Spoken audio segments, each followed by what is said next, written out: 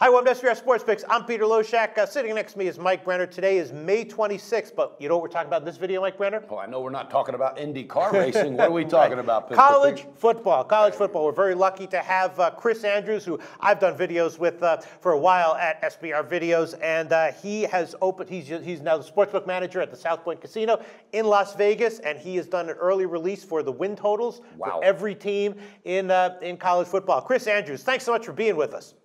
Hey, Peter, thanks for having me. So that's right. You've because I know the Golden Nugget last week released some season win totals for a handful of teams, but you released season win totals for every single team. Is that correct? Every single one of them, yes, sir. And it's May 26th right now. Is that correct? Yeah, I guess it is. Damn, Peter. Chris Andrews, how accurate can your opening lines for these win totals be at this point with kickoff still 3 months away? Well, Peter, I started doing this a couple of years ago, just getting ready early, and I was pretty good. I mean, listen, you're never going to be perfect, right, obviously, but I was pretty good. And at this point in time, nothing is really going to change until these teams go to camp in late August. So that's why I figured, why not put them up? And when things happen in August, we'll make our adjustments just like the handicappers do. Okay, now I have to ask you the one question that everyone asks, Mike Brenner, you know this question, the question that everyone asks, right? When you're putting up these opening lines, these win totals, are you trying to make them as accurate as possible, or are you trying to set them where you think you're going to get the as balanced action as possible? Interesting. Listen, balanced action I think is really something that's overrated. I'm really just trying to put out the right number. Okay. And at some point in time, you have to consider what you think the public will bet. But, I think it's way more important to put out the most accurate number that you possibly can. Okay. Chris, with that being said, this is Mike here. I noticed Ohio State from the Nugget, their team total came out at 8.5. For curiosity's sake, what do you got the Buckeyes at right now? Well, I have them higher than that. Yeah. And I'll tell you, I have talked to a few people about Ohio State, and they're very interesting. I have them at 9.5, under a quarter.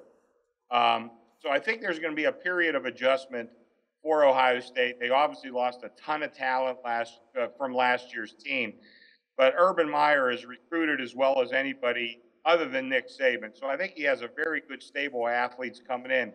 Now that being said, I think it's one of those things where you'll see Ohio State improve over the course of the year.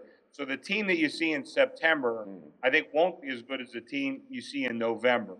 And I had to try to make some adjustments for that as I tried to make this number.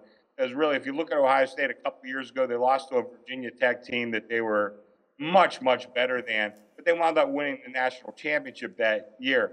Now, I don't know if they're going to lose to Oklahoma, which they play in week 2 or 3. But I do like Oklahoma in that game. But I also think if you look at the rest of the Big Ten, it's not all that strong. They get Michigan at home, and I think they have a great chance of winning the Big Ten and getting into the college football playoff, which will give them a chance to win a national championship again. So I think, like I said, you're going to see 2 different Ohio State teams, the one from the beginning and then the one at the end of the year. Yeah, I think that's very similar to when Urban Meyer came in his first season. All right, things obviously, it took time to gel, took time to get going, but once it did, they poured the victories on in the second half. That's an interesting outlook. Another one I have a question about is the University of Georgia. Okay, Mark Richt, he left, he's in Miami. New coach coming in, a lot of talent shuffling out of there. What's your take on that, and how many wins do you think the Georgia Bulldogs can pull off this year, Chris? Well, I have it 8.5, and that's another very interesting team. I think Kirby Smart has all the indications of being a very good head coach. But one thing I've said many times in the past, they all look good on the way in, and they don't look so good on the way out. Now, obviously, some guys stick around, and they're really good coaches, but a lot of them aren't. And I'm sure Will Muschamp looked like he was going to be the right guy when he got hired at Florida a couple years ago. Things didn't work out so well. So I think Kirby Smart will most likely be a good coach. But, these new coaches, I guess I'm a little bit of a cynic. You have to sort of prove it to me. Plus, they come in and you're going to probably change at least part of the system for sure, or else why did you bother making the change at all? So sometimes it takes a new coach maybe half a season or even a season or 2 to get up to speed. And I have Georgia at 8.5. I know a lot of people think I'm nuts, but that's what I have. And I think that's still, listen, they got to win 9 games to go over. That'd be a pretty good season, I think, for Georgia. Yeah, and I think that's an interesting way as well. Just like when teams lose a lot of talent, when there's a coaching change, you've got to figure that in as well. Sure, Am I right, Pistol Pete? Yeah, I mean, it throws sort of like a monkey wrench of unknowns into, because when the coaches are the same, the programs are the same from year to year, I think you can make assumptions that might not be accurate every season, but in general are going to be pretty accurate. But yeah, coaching changes throws a lot of uncertainty into everything. Chris Andrews, I want to ask you a question about just the general action. So when you release these numbers, you open them up at the South Point, what kind of action do you expect to see? Do you expect it to like trickle in? Do you expect to get a big, a barrage of action as soon as they come in? And where's the action come from? Is it coming from public guys? Is it coming from big sharp guys? Or maybe it's coming from small sharp guys who maybe don't have a big bankroll, but you consider them sharp? What kind of action do you see right after you release these lines? Well, I think it'll be very similar to when we opened the first week of college football 2 weeks ago. We had 40 games of the year as well. And, listen, we're not crazy. We're only taking a dime on these games. Right. We're only taking a dime on the season win totals. But guys came in where a dime is a pretty good bet for them. They're, I think pretty sharp guys myself, and I gave a lot of respect to them when they did make a move. And I expect similar action today. Now, after that first flurry, the first hour was pretty crazy when we were taking the opening college lines for the individual games. And I think it'll be kind of crazy here in that first hour as well. And then after that, it'll settle down. And, I'm hoping to get some two-way action on the season win totals. We've had good two-way action on the college football lines that I put up. So I think that's what you'll see eventually. But I think this first hour or so is going to be a lot of wise guys coming in and trying to pick me off for a dime a shot. Well, I like that. I might send somebody down myself to get one of those dimes. No, there could be a sharp guy. I mean, I'm everyone sharp? knows. Look at you. I'm a sharp guy. My average bet size is like $10. So it can some of those small timers can really be sharp. Do you consider the Golden Nugget openers or anyone else who opens lines before you? And do you try to find out what the action was on their openers, or do you sort of ignore that and just do your own research and do your own process? Well, with all due respect, I really did not pay attention to the Golden Nugget.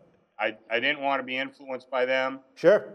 I felt confident in my own methodology, and I just, and in all honesty, and I give them credit for opening when they did. I really do. So I don't mean anything bad towards them. Oh, sure. Yeah, no, absolutely. I have actually a question for you. What is your method? Because, a lot of times when people are doing their own handicapping, when rec guys are doing it, they're like, well, I'm me, but there's always someone who's, who knows more than I do, who's the guy. But you're now the guy. Like, there's no one who knows more than you. There might be some people on your level, but you're the guy who's opening these lines. And how accurate do you feel like your openers are? How much do you expect them to move? And especially when it comes to teams like like Georgia Southern or something like that. I mean, how do you go about setting a win total for some of these minor teams where it's not necessarily that easy to find accurate, complete information, right? Well, I was fortunate. I hooked up with a couple of guys who helped me design some computer programs. Nice. Yep. Helped me track a lot of stuff, and that has helped me quite a bit. So even though I am on my own in a sense, I do rely on a lot of the information that I've gathered from others that have helped me over the years. I try to keep track of the recruiting process and the valuations of the incoming teams. Now, a lot of times it takes a couple of years for some of those recruits to actually, blossom into decent players. So there's just a lot of things I follow. I don't just look at raw statistics from last year. I have them broken down really I hate to tell you, but I think it's like 78 different things that I look at for each team and do it on a game-to-game basis. So there's a lot of work that goes into it. And if you just try to catch up on it, it's kind of like cramming for a test. You might have the stuff in your head, but you're really not going to know. So I just try to follow it as closely as I can all year long, just so it's kind of like in me. And then you just try to gather it together and make your best guess. And listen, there's some teams I think that are going to be pretty good that won't be, and I'm sure there's teams that I don't think very much of and are going to wind up being pretty good. And listen, if I can go as a bookmaker, if you can go hit 50%, you're doing okay, and you'll grind out a little bit of an earn, and it's very good for the South Point too. Wow. So Fascinating look behind the curtain, right? I like that. I like that. A lot of factors go into Yeah. that, Chris. Very interesting, very knowledgeable for our viewers. Yeah, We people appreciate are always that. people are always like, how does Vegas know? Who are these guys who are doing it, and how do they do it? Well, this is it. There you Guys go. like Chris Andrews, and this is how they do it. Chris Andrews from the South Point Casino. Do you have any more questions for him, Mike? No, well, Chris, are you finding some time to get some sleep? Yeah. How much work actually do you put into this? I mean, is there like a limit? Are you putting every little last second of time that you have, and if you didn't have to sleep, you'd put more research into it, and your lines would be even more accurate? Well, I got to tell you the truth. I was done probably when we did the opening week.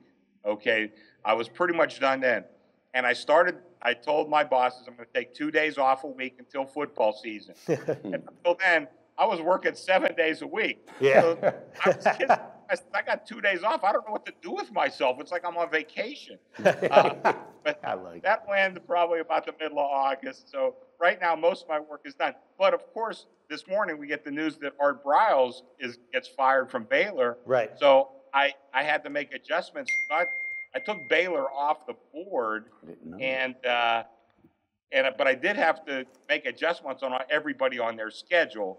So they are adjusted, and we'll see from there. But there's a constant news flow, and I'm sure kids are going to be getting hurt, unfortunately, in camp when they go, and there'll be some other things happening, some transfers in, transfers out, and you just try to keep up on it and make your best assessment when they do happen. Yeah, with all these teams, the news is constantly coming in. You got to monitor it. Guys getting fired, this and that. Absolutely, and and that's why they call it betting and gambling. Yep. You got to take that chance, take that risk, and anything can happen. So, Chris Andrews from the South Point Casino in Las Vegas. Thanks so much for doing this call with us.